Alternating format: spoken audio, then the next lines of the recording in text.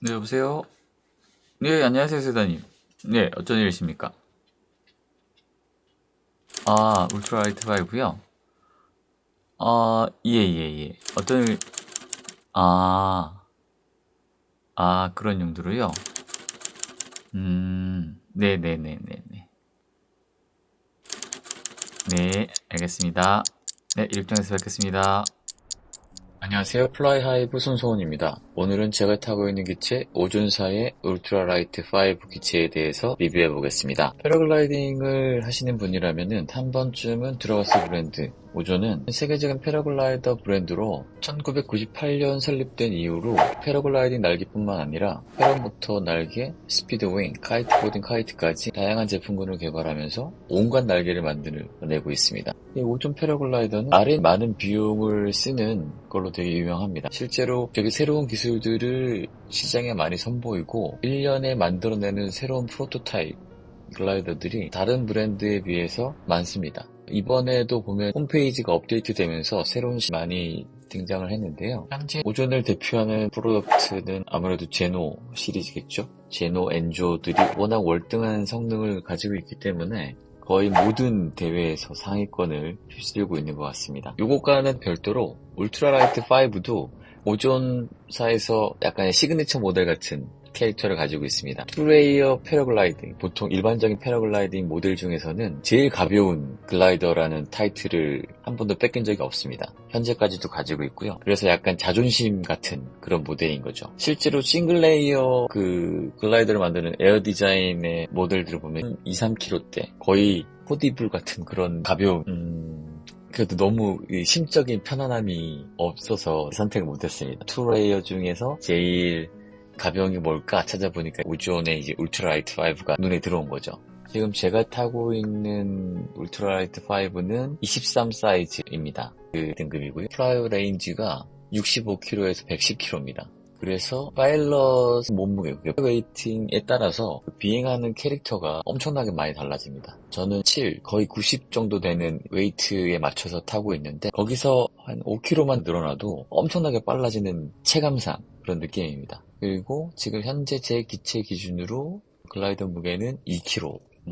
그 울트라라이트 5는 두 가지 라이저 옵션이 있습니다. 아무 말도 없이 주문을 하시면은 끈 형태로 되어 있는, 제가 지금 타고 있는 끈 형태로 되어 있는 경량 라이저가 장착이 돼서 나오고요. 옵션으로 스탠다드 라이저를 주문을 하면 그 12 웨빙이 되어 있는 보통 우리가 보는 스타일의 라이저를 받으실 수 있습니다. 한 120g 정도 추가가 되는데 두 개 다 타본 결과로는 물론 가벼운 거는 당연히 얇은 스트랩으로 만들어진 라이저가 가벼운데 이게 잘 헝클립니다. 정확하게 앞뒤 구분이 이렇게 딱 있는 게 아니라서 그냥 끈이잖아요. 라이저끼리 말려 들어가도 잘 모릅니다. 이륙하고 나면 한 번씩 이렇게 안쪽으로 말렸고 그런 게 좀 귀찮다. 한 120g 정도? 핸드폰보다 훨씬 가볍죠. 액션캠 고프로 정도 무게가 추가되는 거를 감안하면 나쁘지 않은 옵션인 것 같습니다. 12mm짜리 웨빙도 막 두터운 우리 그런 웨빙이 아니라 얄쌍하니 딱 이렇게 잡기 좋고 그립감 좋고 뭐 그래서 개인적으로는 만약 다음번 한 번 더 주문을 하게 된다면 이 스탠다드 라이저 옵션을 선택할 것 같습니다.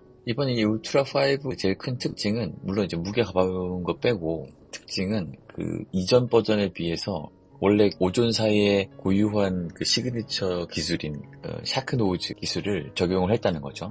이전 모델하고 약간 세일 쉐입이 좀 다른 것을 확인할 수 있습니다. 홈페이지 상의 설명은 좀 더 테이크업이 잘 되고, 그다음 뭐 약간 터뷸런스 상황에서도 훨씬 더 좋은 퍼포먼스를 보인다. 뭐 있으나마나 말 같은데 아무튼 그렇다고 합니다. 그 되는 거에 대한 거를 좀 말씀을 드리면 일단은 가벼워서 뭐 무풍일 때 후방으로 잡아당기면 이륙이 잘 됩니다. 날개도 잘 올라오고 도와주시는 분이 있으면 배풍일 때도 별 무리 없이 뛰어서 나올 수 있습니다. 그만큼 가벼운 기체가 주는 편안함이 있긴 한 것 같습니다. 그리고 혼자 보통 이제 하이캠 플라이를 많이 하고 하니까 정상 산에서의 바람이 가스트나 이런 것들이 있는데 그런 것들에 대해서도 슈팅이 세거나 그런 건 전혀 받지 못했습니다. 대한 부담감이 거의 없는 그런 기체에 왔습니다. 기체가 가벼워지려고 하다 보니까 결국에는 경량화되어 있는 원단을 쓰겠죠.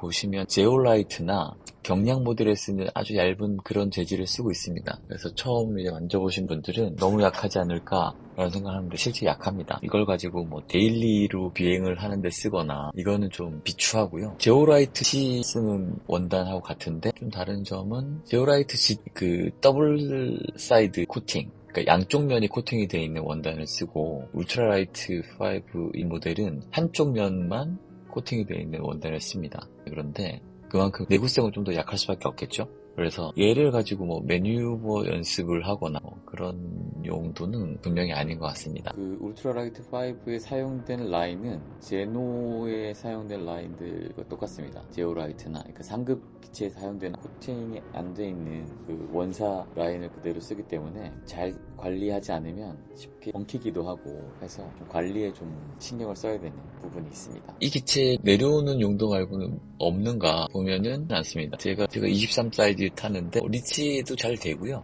그리고 조금 한 10시 오전에 비행할 때 뭐 약간 서멀링도 가능한 비행입니다. 크로스컨트리는 굳이 이걸로 할까 싶습니다. 물론 홈페이지에는 크로스컨트리도 가능한 퍼포먼스다라고 되어 있지만 그냥 1시간 정도 잘 둥둥둥 떠다니면서 비행하기에는 좋다 느낌입니다. 이 기체 결국에 울트라라이트 모델로 하이캔플라이를 생각하시면 최고의 선택이라고 할 수 있습니다. 기체가 어울리는 플라이죠, 물론. 런앤플라이, 그리고 플라이 스타일에 맞고, 이게 등급 기체로 그라운드 핸들링 연습이나 매뉴버 연습에 써야겠다라고 하면 가성비가 별로 좋은 기체는 아닌 것 같습니다.